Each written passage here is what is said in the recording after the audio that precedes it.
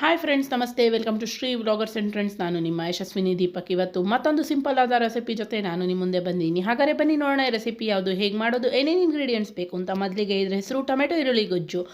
ಬಹಳ ಸಿಂಪಲ್ಲಾಗಿ ಕಮ್ಮಿ ಇಂಗ್ರೀಡಿಯೆಂಟ್ಸ್ ಜೊತೆ ಮಾಡ್ಬೋದು. ಇದು ದೋಸೆ, ರೊಟ್ಟಿ, ಚಪಾತಿ, ಅನ್ನ ಎಲ್ಲ ಜೊತೆ ಸೈ ಅನ್ನೋ ರೆಸಿಪಿ. ಹಾಗಾದರೆ ಇಂಗ್ರೀಡಿಯೆಂಟ್ಸ್ ನೋಟ್ ಮಾಡ್ಕೊಳ್ಳಿ. ಒಗ್ಗರಣೆಗಾಗಿ ಎಣ್ಣೆ, ಸಾಸಿವೆ, ಜೀರಿಗೆ, ಉದ್ದಿನಬೇಳೆ, ಹಾಗೆ ಹುಣಸೆ ರಸ ಇಟ್ಕೊಂಡಿನಿ, ಪುಡಿ, ಉಪ್ಪು, ಅರಿಶಿನ, ಸಾರಿನ ಪುಡಿ ಇಟ್ಕೊಂಡಿನಿ, 4 ಟೊಮೆಟೊ ತೊಳೆದು ಕಟ್ ಮಾಡಿ ಇಟ್ಕೊಂಡಿನಿ, ಬೆಲ್ಲ, ಕೊತ್ತಂಬರಿ, ಕರಿಬೇವನ್ನ ಇಟ್ಕೊಂಡಿನಿ, 3 ಈರುಳ್ಳಿಗಳನ್ನ ಸಣ್ಣದಾಗಿ ಕಟ್ ಮಾಡಿ ಇಟ್ಕೊಂಡಿನಿ, 3 ಹಸಿಮೆಣ್ಸಿನ್ಕಾಯಿನ ಸೀಳಿ ಇಟ್ಕೊಂಡಿನಿ. ಇದಿಷ್ಟನ್ನು ಒಂದು ಸೈಡ್ಗೆ ಇಟ್ಕೊಳ್ಳಿ ಫ್ರೆಂಡ್ಸ್. ಇಷ್ಟು ಇಂಗ್ರೀಡಿಯೆಂಟ್ಸ್ ಇದ್ದರೆ 5 ನಿಮಿಷದಲ್ಲೇ ಗೊಜ್ಜು ಮಾಡ್ಕೋಬೋದು. ಒಂದು ಪ್ಯಾನ್ನ ಕಾಯಕ್ಕಿಟ್ಟು 3 ಟೇಬಲ್ ಸ್ಪೂನ್ ಎಣ್ಣೆ ಹಾಕ್ಕೊಂಡು, ಎಣ್ಣೆ ಕಾದ ನಂತರ ಸಾಸಿವೆ, ಜೀರಿಗೆ, ಉದ್ದಿನಬೇಳೆ ಹಾಕಿ ಒಗ್ಗರಣೆ ಮಾಡ್ಕೊಳ್ಳಿ. ಇಲ್ಲಿ ನೀವು ಬೇಕಾದ್ರೆ ಕಡಲೆಬೇಳೆ ಕೂಡ ಹಾಕೋಬೋದು, ನಾನು ಸ್ಕಿಪ್ ಮಾಡಿದ್ದೀನಿ.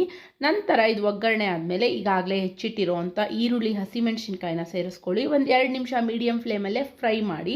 ನಂತರ ಇದಕ್ಕೆ ನಾನಿಲ್ಲಿ ಪುಡಿ ಉಪ್ಪನ್ನ ಸೇರಿಸ್ತಾ ಇದ್ದೀನಿ. ಪುಡಿ ಉಪ್ಪು ನಾನು 1.5 ಟೇಬಲ್ ಸ್ಪೂನ್ ಹಾಕ್ತಾ ಇದ್ದೀನಿ. ಪುಡಿ ಉಪ್ಪು ಹಾಕೋಕ್ಕೆ ಮುಂಚೆ ಬೆಲ್ಲ ಹಾಗೆ ಕೊತ್ತಂಬರಿ, ಕರಿಬೇವು ಕೂಡ ಹಾಕ್ಕೊಂಡಿದ್ದೀನಿ. ಈಗ ನಾನಿಲ್ಲಿ ಅರ್ಧ ಟೇಬಲ್ ಸ್ಪೂನ್ ಅರಿಶಿನ ಕೂಡ ಹಾಕ್ತಾ ಇದ್ದೀನಿ. ಅರಿಶಿನ ಹಾಕಿದ್ಮೇಲೆ ಈಗಾಗಲೇ ತೊಳೆದು ಹೆಚ್ಚಿಟ್ಟಿರೋಂಥ 4 ಹುಳಿ ಟೊಮೆಟೊಗಳನ್ನ ಹಾಕ್ತಾ ಇದ್ದೀನಿ. ಜಾಮ್ ಟೊಮೆಟೊ ಬೇಕಾದ್ರೂ ಯೂಸ್ ಮಾಡ್ಬೋದು. ಜಾಮ್ ಟೊಮೆಟೊ ಯೂಸ್ ಮಾಡುವಾಗ ನೀವೇನು ಮಾಡಬೇಕಾಗತ್ತೆ ಅಂದರೆ ಹುಣಸೆ ರಸ ಜಾಸ್ತಿ ಹಾಕ್ಬೇಕಾಗತ್ತೆ ಅಷ್ಟೇ. ನಾನು ಇಲ್ಲಿ ಹುಳಿ ಟೊಮೆಟೊ ಹಾಕ್ಕೊಂಡಿದ್ದೀನಿ.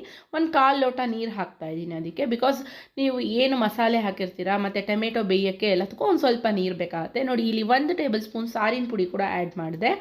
ಇದನ್ನೆಲ್ಲ ಹಾಕಿ ಒಂದು 5ರಿಂದ 6 ನಿಮಿಷ ಮೀಡಿಯಮ್ ಫ್ಲೇಮಲ್ಲೇ ಕುದಿಸ್ಕೊಳ್ಳಿ.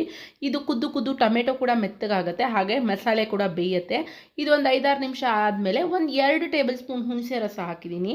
ನಾನು ಇಲ್ಲಿ ಹುಳಿ ಟೊಮೆಟೊ ಹಾಕಿರೋದ್ರಿಂದ ಹುಣಸೆ ರಸನ ಕಮ್ಮಿ ಹಾಕಿದ್ದೀನಿ. ಮುಂಚೆನೇ ಹೇಳ್ದಂಗೆ ಜಾಮ್ ಟೊಮೆಟೊ ಹಾಕ್ಕೊಂಡ್ರೆ ಇನ್ನೊಂದು 2 ಸ್ಪೂನ್ ಹುಣಸೆ ರಸ ಜಾಸ್ತಿ ಆ್ಯಡ್ ಮಾಡ್ಕೊಳ್ಳಿ. ಇದೆಲ್ಲ ಒಂದು 7ರಿಂದ 8 ನಿಮಿಷ ಕುದ್ದು ಗೊಜ್ಜು ಗಟ್ಟಿ ಆದಮೇಲೆ ಸರ್ವಿಂಗ್ಗೆ ರೆಡಿಯಾಗಿರುತ್ತೆ ಫ್ರೆಂಡ್ಸ್.